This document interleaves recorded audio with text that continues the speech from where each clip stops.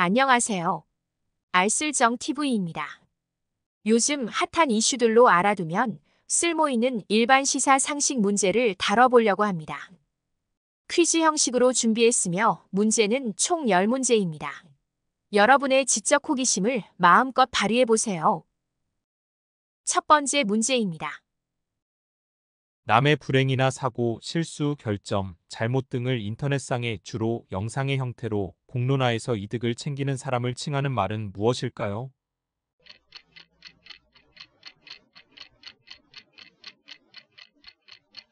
정답은 사이버레카입니다.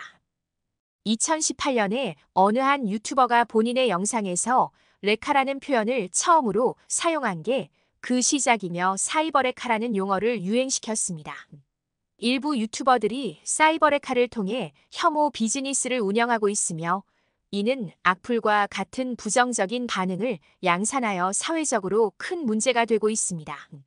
유튜브는 자체 가이드라인에 따라 수익 중단, 계정 삭제 등의 조치를 취하고 있지만 이러한 조치가 영구적이지 않다는 지적이 있습니다. 인터넷 사용자가 타인의 권리를 존중하고 비판적인 사고를 통해 정보를 소비하는 것이 필요하겠습니다. 두 번째 문제입니다. 기업이 이득을 많이 보면 경제가 활성화되면서 결국 모든 사람에게 이득이 된다라는 주장은 무엇일까요?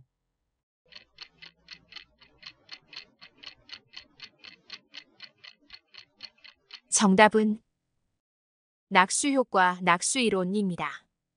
낙수효과는 부유층과 사업가들이 경제적인 지원을 통해 보다 활발히 활동함으로써 경제 전반이 보다 개선될 수 있고 그로 인한 혜택은 저소득층에게도 돌아가게 된다는 주장입니다. 결론부터 이야기하면 이를 뒷받침해주는 사회과학적 근거는 존재하지 않습니다. 낙수라는 용어 자체에서 유추할 수 있듯 효과를 제대로 보기 위해서는 돈의 흐름이 투명하게 이루어져야 하지만 현실은 전혀 그렇지 않았습니다. 조세 피난처, 각종 탈세 행위, 지나친 사내 유보금 확보, 정경 유착, 불법 일감 몰아주기, 불법 증여, 편법 상속 등의 요소들이 드러나고 있답니다. 결국 기득권자들의 본질을 망각한 주장에 불과하다고 볼 수 있겠습니다. 세 번째 문제입니다. 최근 트럼프 전 미국 대통령의 등장으로 인하여 오로지 미국의 국력 신장과 위상만을 중시하고 타국의 정치 경제에는 무관심한 고립주의적 사고를 표방하는 정치 신념이나 사상을 무엇이라고 할까요?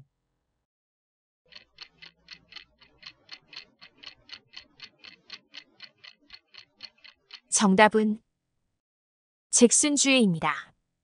잭슨주의는 미국의 제7대 대통령인 앤드류 잭슨의 이름에서 비롯된 정치관으로 민주주의의 확산을 포함해 어떠한 명분을 위한 대외적 국력 소모에도 반대한다는 점에서 겉보기에는 고립주의적입니다.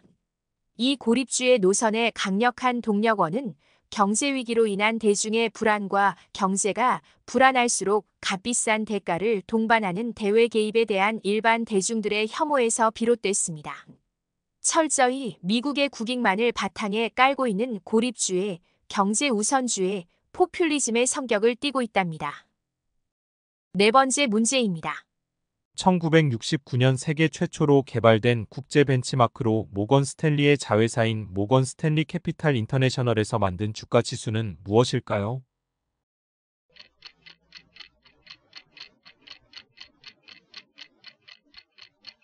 정답은 MSCI 지수입니다. 모건 스탠리 캐피털 인터내셔널에서 작성하는 세계 주가 지수로서 주로 선진국 주식시장에 상장되어 있는 종목으로 구성되어 있습니다. 전 세계 기관 투자자들이 운용하는 펀드의 벤치마크 지수로 활용되기 때문에 MSCI 선진지수에 편입되면 일반적으로 글로벌 자금 유입액이 크게 증가합니다.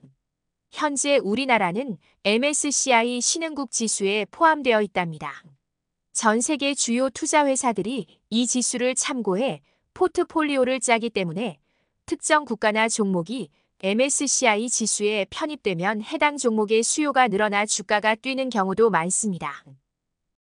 다섯 번째 문제입니다. 차량의 사고 이력, 소유자 변경 내역, 정비 및 유지 보수 기록 등을 포함하여 차량을 구매하거나 판매할 때 중요한 정보를 제공하는 서비스를 무엇이라 할까요?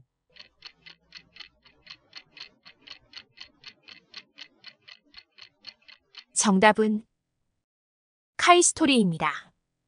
카이스토리는 중고차의 사고 이력, 침수 여부, 폐차 이력 등을 조회할 수 있는 시스템입니다. 이를 통해 소비자는 중고차 구매 시보다 신뢰할 수 있는 결정을 내릴 수 있습니다. 카히스토리는 무료 서비스와 유료 서비스로 구분이 되는데요. 차량의 치명적 사고라 할 수 있는 침수 사고와 폐차 사고에 대해서는 누구나 이용 가능하도록 무료로 정보를 제공해 드리고 있습니다. 유료 서비스로는 총 7가지 정보를 제공하고 있는데요. 7가지 정보는 먼저 차량 제조사나 연식 등과 같은 차량 사양 정보, 그리고 차량 번호와 소비자 변경 이력 정보, 렌터카나 영업용으로 사용되는 특수용도 이력 정보, 그리고 도난이나 침수 등 특수사고 이력 정보, 주행거리 정보와 차량가액 정보, 마지막으로 보험사고 이력 정보로 구성이 되어 있습니다. 6번째 문제입니다.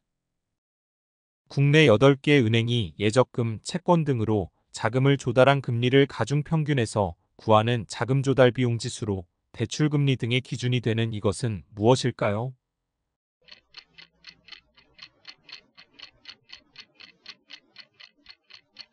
정답은 코픽스입니다. 코픽스는 은행 수신상품 예금, 적금 등 금액의 금리를 가중평균하여 계산합니다. 이것은 은행이 예적금 등으로 자금을 조달하면서 들인 비용입니다. 시중은행들이 변동형 주택담보대출이나 전세대출 등 다양한 대출의 변동금리를 정할 때 코픽스를 기준으로 여긴답니다. 매달 15일 은행연합회가 발표하며 16일부터 한 달간 적용됩니다. 만약 코픽스가 내려갔다는 보도가 나오면 은행의 자금 조달 비용이 줄었다는 의미이므로 향후 은행이 대출 금리를 낮출 여지가 있다고 해석이 가능하겠습니다. 7번째 문제입니다. 시장에서 공포와 불안 심리가 극에 달하여 투자자들이 자산을 앞다퉈 팔아치우는 상황을 경제용어로 무엇이라 할까요?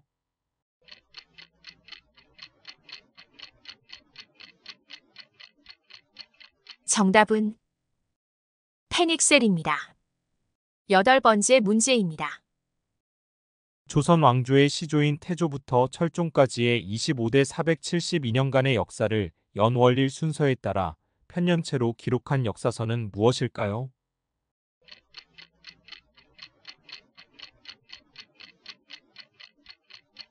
정답은 조선 왕조실록입니다. 조선 왕조실록은 국보 제151호로 지정되어 있으며 그 역사적 가치와 중요성을 인정받아 유네스코 세계기록유산으로도 등재되어 있습니다. 조선 왕조실록의 편찬은 1413년 태종 13년에 시작되어 태조실록이 최초로 편찬 이후 세종, 정종, 태종 등의 실록이 차례로 편찬되었습니다. 실록은 왕의 통치 기간 동안의 사건을 사실 그대로 기록하는 것을 원칙으로 하며 정치적 중립성을 유지하려고 노력했습니다. 조선 왕조실록은 조선시대의 정치, 사회, 문화, 경제 등 다양한 분야의 정보를 제공하여 한국 역사 연구에 필수적인 자료로 여겨집니다. 9번째 문제입니다. 조선시대 국왕의 비서기관인 승정원에서 작성한 일기 형식의 문서로 왕명의 출납, 행정사무, 의례적 사항 등을 기록한 이것은 무엇일까요?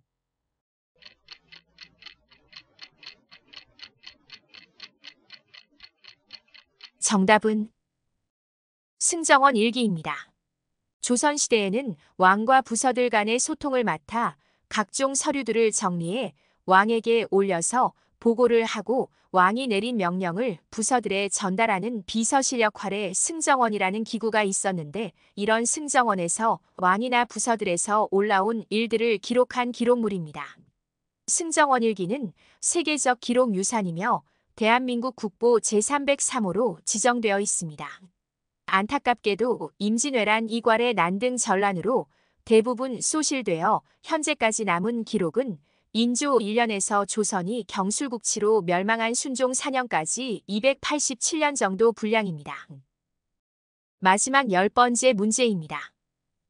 고위공직자 및 그 가족의 범죄를 수사하여 공직사회의 청렴성을 높이고 국민의 신뢰를 회복하기 위해 설립된 행정기관은 무엇일까요?